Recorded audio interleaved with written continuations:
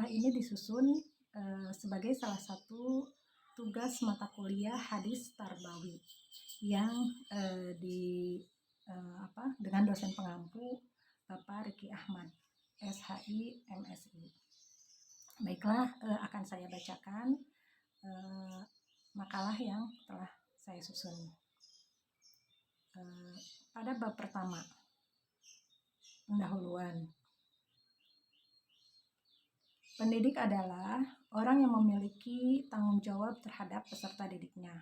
Sementara itu, secara khusus, pendidik dalam perspektif pendidikan Islam adalah orang yang bertanggung jawab terhadap perkembangan peserta didik dengan mengupayakan seluruh perkembangan potensi peserta didik, baik perkembangan afektif, kognitif, maupun perkembangan psikomotorik, sesuai dengan nilai ajaran-ajaran Islam.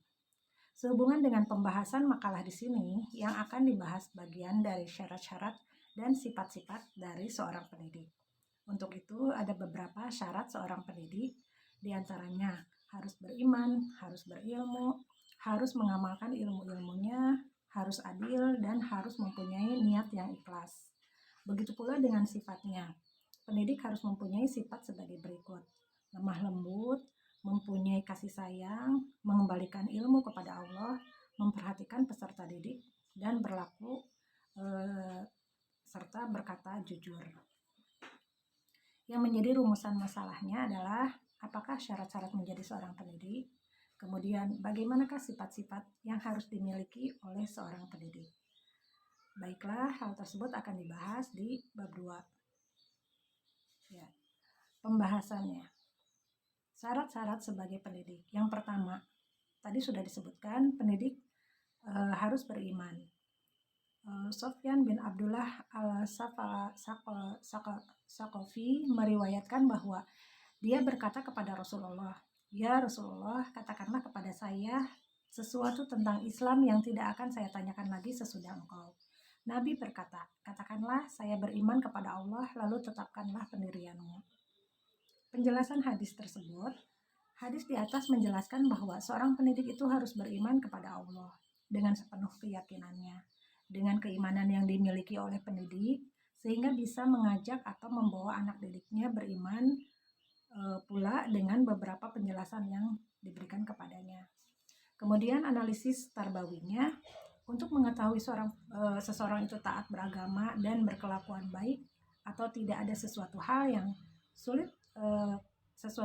sulit karena hal tersebut tidak dapat diperiksa dengan ujian atau tes. Dengan ujian atau tes, orang hanya dapat mengetahui sebagian kecil saja dari tingkah laku atau kepribadian seseorang. Kemudian yang kedua, pendidik harus berilmu. Sehubungan dengan hadis yang ditemukan sebagai berikut, yang artinya adalah Abdullah ibnu Amr ibnu al-Ash meriwayatkan bahwa dia mendengar Rasulullah Shallallahu Alaihi Wasallam bersabda, "Sesungguhnya Allah tidak menarik ilmu pengetahuan kembali dengan mencabutnya hati sanubari manusia, akan tetapi dengan mewafatkan orang-orang berpengetahuan atau ulama. Apabila tidak ada lagi orang alim yang tersisa, manusia akan mengangkat orang bodoh menjadi pemimpin yang dijadikan tempat bertanya. Lalu orang bodoh itu ditanya dan mereka berfatwa tanpa ilmu mengakibatkan mereka sesat dan menyesatkan." Penjelasan hadisnya, dari hadis di atas dapat dijelaskan bahwa setiap pendidik dianjurkan menjaga ilmunya, karena suatu saat ilmu itu akan dicabut atau diambil oleh Allah, dikarenakan ilmu yang datang juga bersumber dari Allah Subhanahu wa Ta'ala. Analisis tarbawinya, berdasarkan hadis di atas, guru hendaknya selalu menambah ilmu pengetahuannya, karena suatu saat ilmu itu akan berangsur-angsur hilang atau lupa. Dengan demikian, mengapa seorang guru harus senantiasa menambah ilmunya? Hal ini juga merupakan sebuah bahan ajar yang akan diberikan kepada anak didiknya, dan juga agar siswa tiap tahun tidak jenuh dengan materi yang diberikannya. Kemudian yang berikutnya, ketiga, pendidik harus mengamalkan ilmunya.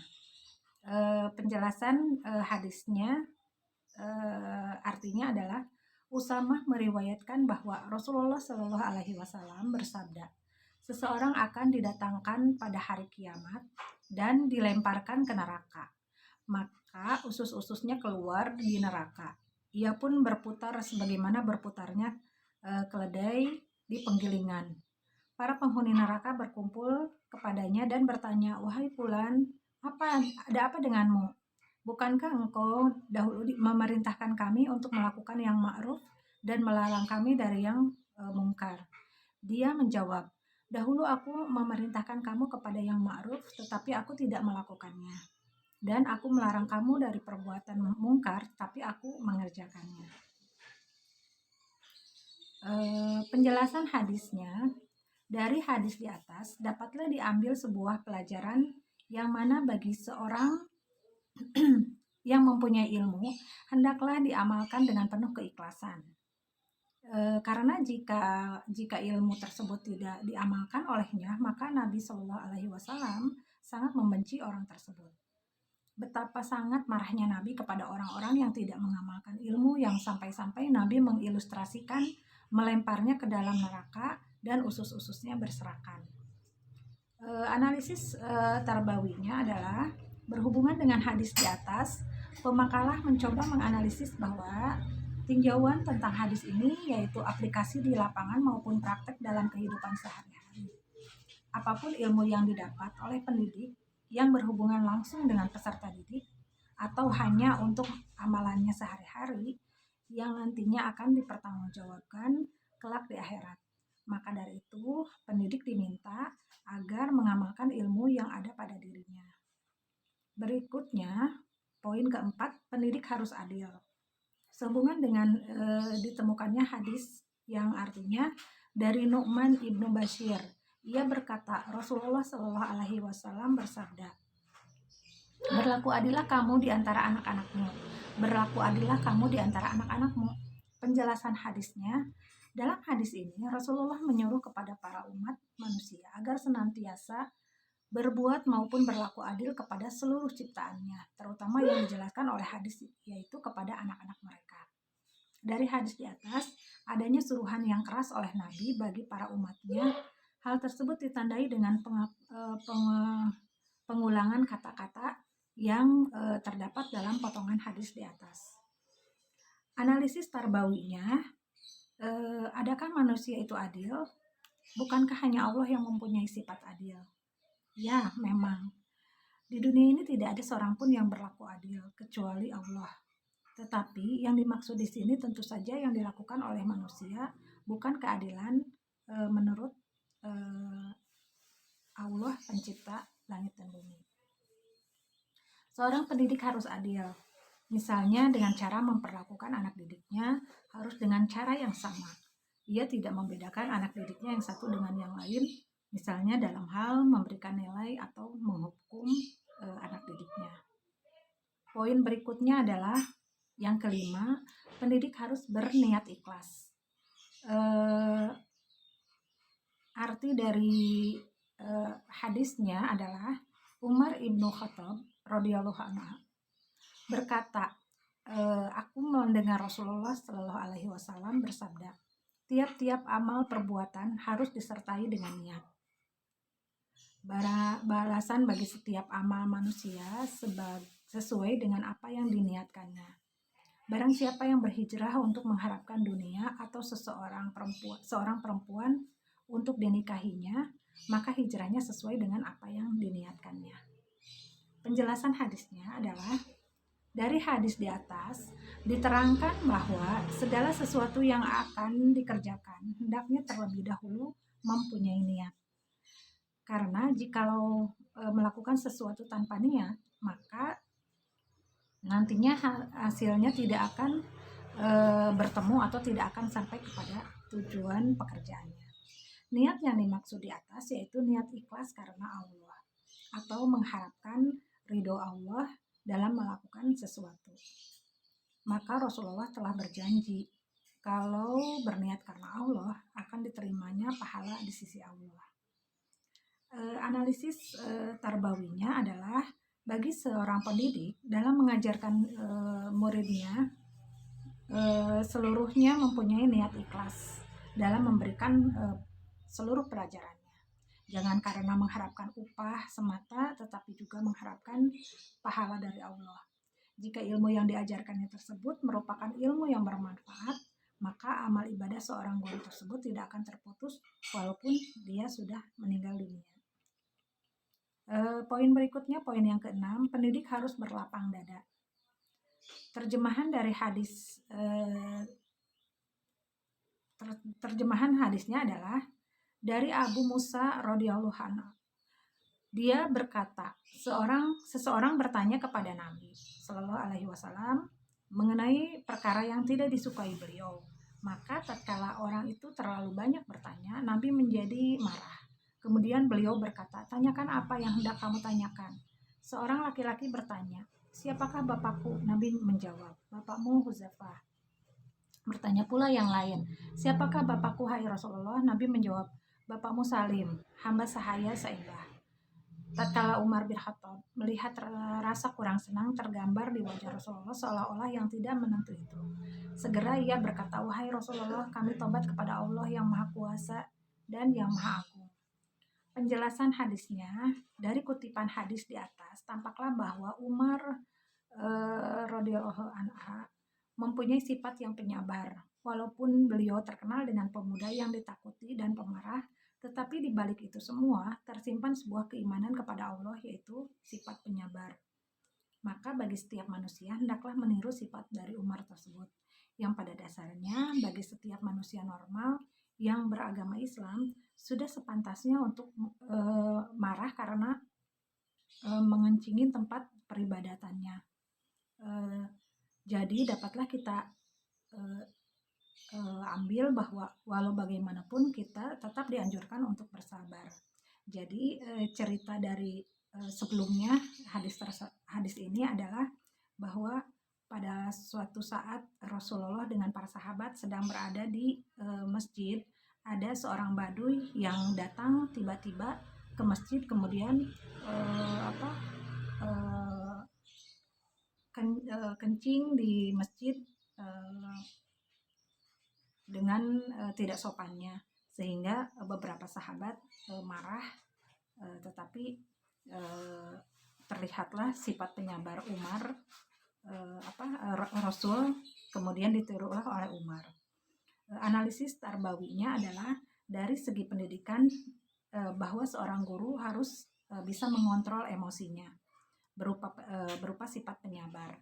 Bagi seorang pendidik yang profesional, bahwa kematangan emosional haruslah diperhatikan. Kemudian sifat seorang pendidik. Yang pertama, sifat lemah lembut dan kasih sayang. Terjemahan hadisnya adalah Abu Sulaiman Malik ibnu al-Huwaris berkata, kami beberapa orang pemuda sebaya datang kepada Nabi Shallallahu Alaihi Wasallam, lalu kami menginap bersama beliau selama kurang lebih 20 malam. Beliau menduga bahwa kami telah merindukan keluarga dan menanyakan apa yang kami tinggalkan pada keluarga. Lalu kami memberitahukannya kepada Nabi. Beliau adalah seorang yang halus perasaannya dan penyayang. Lalu berkata, kembalilah kepada keluargamu. Ajarlah mereka, suruh mereka, dan sholatlah kamu sebagaimana kamu melihat saya mengerjakan sholat. Apabila waktu sholat telah masuk, hendaklah salah seorang kamu mengumandangkan azan, dan yang lebih senior hendaklah menjadi imam. Penjelasan hadisnya maksudnya adalah, dari hadis di atas tampaklah bahwa sikap Rasulullah mencerminkan akhlakul karimah. Dalam hadis disebutkan halus perasaan dan penyayang. Hal ini dijelaskan oleh sahabat yang menginap beberapa hari di rumah beliau. Dalam kajian ini bisa diambil pelajaran dari seorang pemimpin umat bahwa beliau penyayang kepada umatnya yang lebih kecil, dengan sabda beliau bahwa beliau menyatakan dengan tegas, tiadalah dari golonganku jika tidak menyayangi yang lebih kecil. Jadi setiap insan diharuskan menanamkan sifat penyayang. Analisis tarbawinya adalah Jadi seorang guru atau seorang pendidik harus mempunyai sifat penyayang. Hal ini tercermin dalam proses pembelajaran. Di dalam kelas, seorang pendidik haruslah terlebih dahulu sayang kepada anak didiknya, barulah ilmu yang akan ditransferkan oleh guru tersebut atau pendidik tersebut akan mudah diterima oleh siswanya. Poin yang keduanya, mengembalikan ilmu kepada Allah. Terjemahan hadisnya adalah Ibnu Abbas radhiyallahu anhu meriwayatkan bahwa Rasulullah Shallallahu Alaihi Wasallam ditanya tentang anak-anak yang musyrik. Lalu beliau menjawab, Allah Maha mengetahui apa yang akan mereka kerjakan pada saat Dia diciptakan. Penjelasan hadis dari hadis di atas dapat diambil kejelasan bahwa segala macam ilmu yang ada di atas dunia ini bersumber dari Allah. Dan sudah sepantasnya lah ilmu yang diperoleh umat manusia dikembalikan lagi kepada Allah karena Dialah yang Maha mengetahui segalanya. Analisis Tarbawi, dengan mengetahui hadis ini, seorang pendidik akan terhindar dari sifat sombong karena ilmu yang ada pada dirinya belum seberapa dibandingkan dengan ilmu Allah yang tidak terbatas oleh ruang dan waktu. Poin yang ketiga, memperhatikan keadaan peserta didik. Terjemahan hadisnya adalah dari Ibnu Mas'ud, Nabi Shallallahu Alaihi Wasallam selalu menyelingi hari-hari belajar untuk kami untuk menghindari kebosanan. Atau ada lagi hadis berikutnya yang terjemahannya, Aisyah meriwayatkan bahwa Rasulullah Shallallahu Alaihi Wasallam bersabda kepada Aisyah, sesungguhnya Allah tidak mengutusku sebagai orang yang menyusahkan dan merendahkan orang lain. Akan tetapi Allah mengutusku sebagai seorang pengajar atau guru dan memberi kemudahan. Penjelasan hadisnya adalah dari uraian di atas, Nabi Shallallahu Alaihi Wasallam sangat memperhatikan sekali keadaan umatnya. Tidak sekalipun beliau menyusahkan, karena beliau diutus sebagai seorang pengajar atau guru dan pemberi kemudahan kepada orang-orang yang beriman dan juga orang-orang yang belum beriman, agar Allah melunakkan hatinya supaya mereka semua masuk Islam. Begitu pula waktu beliau mengajarkan sesuatu. Beliau melihat kondisi dari seseorang yang akan diajarkannya. Misalnya waktu ketika datang seorang kaya menghadap Rasulullah, apakah amalan yang paling baik? Rasulullah menjawab, bersedekah merupakan amalan yang baik. Analisis analisis tarbawinya, bagi seorang pendidik, sewaktu akan menyampaikan bahan ajar terhadap anak didiknya, terlebih dahulu pendidik harus mengetahui keadaan anak didiknya, baik dari segi fisik maupun psikisnya, agar pelajaran yang disampaikan itu bisa diterima dengan semaksimal mungkin oleh peserta didiknya. Sifat yang berikutnya adalah yang keempat, berlaku dan berkata jujur. Terjemahan dari hadisnya adalah Umar ibnu Al-Khattab meriwayatkan, Jibril berkata lagi, beritahukan kepadaku tentang hari kiamat. Rasulullah Shallallahu Alaihi Wasallam menjawab, tentang masalah ini saya tidak lebih tahu dari Allah. Penjelasan hadisnya adalah, dari hadis di atas tampaklah sifat jujur dari Nabi, yang mana dia selaku manusia yang paling tahu tentang agama, lalu ditanya oleh orang tentang perkara yang dia ketahui, maka beliau dengan jujur mengakui bahwa beliau tidak lebih tahu darinya. Bagi seorang ulama, jika ditanya tentang perkara yang di luar pengetahuannya, hendaklah dia mengakui ketidaktahuannya dan jangan sampai memberikan fatwa-fatwa palsu yang dia sendiri tidak tahu. Maka dari itu setiap manusia dianjurkan agar dapat berkata jujur dalam segala hal walaupun itu pahit. Analisis tarbawinya adalah, hal ini sangat erat kaitannya dengan kriteria seorang pendidik dalam mengajar di dalam kelas. Jika siswa menanyakan sesuatu yang di luar pengetahuan pendidik, maka sangat diharapkan agar dia berkata jujur bahwa dia tidak mengetahui akan hal tersebut. Dan jangan berdusta pada anak didik dengan memberikan jawaban yang palsu.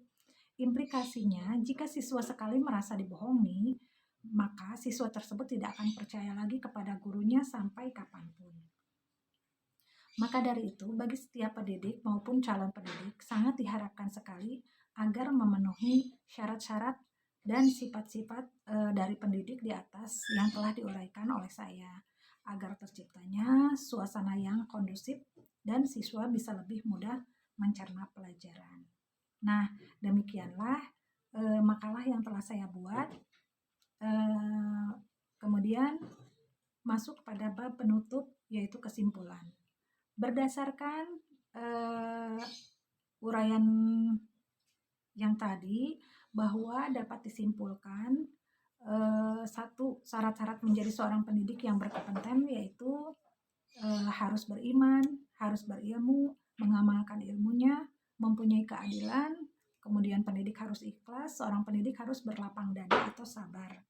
Sedangkan sifat seorang pendidik itu adalah harus mempunyai sifat lemah lembut atau kasih sayang, mengembalikan ilmunya kepada Allah, memperhatikan keadaan peserta didik, dan seorang pendidik itu harus berlaku atau berkata dengan jujur. Nah, demikianlah makalah hadis tentang beberapa hadis tentang sifat kepribadian seorang pendidik yang telah saya uraikan di atas. Mudah-mudahan bisa bermanfaat bagi saya khususnya sebagai pembuat makalah, umumnya bagi mahasiswa yang lainnya. Demikianlah, wassalamualaikum warahmatullahi wabarakatuh.